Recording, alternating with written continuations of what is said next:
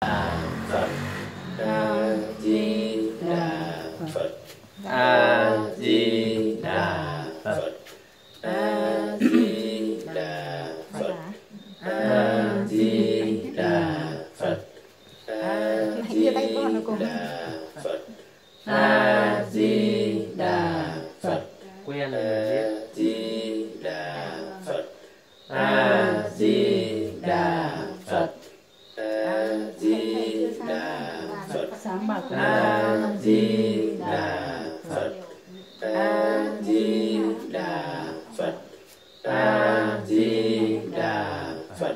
Niềm tin càng vững, Phật lực càng ra tìm. Trước giờ phút lâm chung càng A Di Đà Phật. Nhắc nhiều mà biết phải chuẩn bị nhắc A Di Đà Phật. A Di Đà Phật. A Di Đà Phật. A Di Đà Phật. A Di Đà Phật. A Di Đà Phật. A Di Đà Phật. A Di Đà Phật.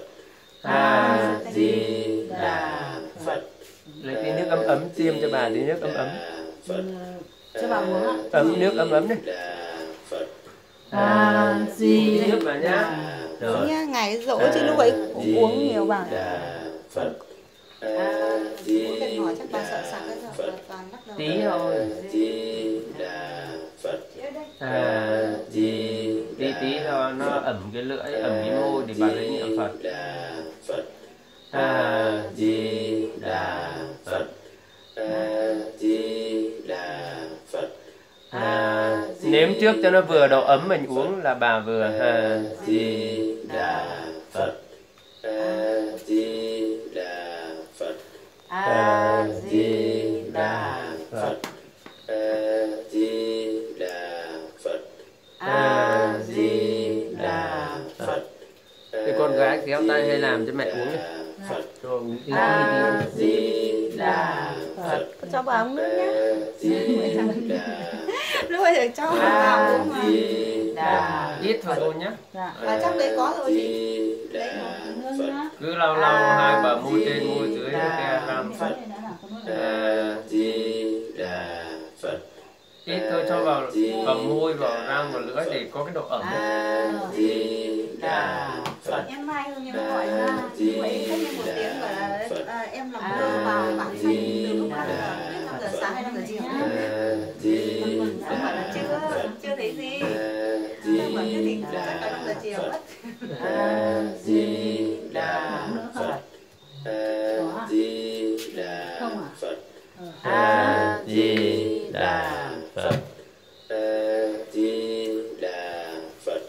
A Di Đà Phật. Mọi người cứ thành tâm niệm Phật đi, Phật lực ra thì cho bà an lành lúc cuối đời và ra đi nhẹ nhàng. A Di Đà Phật.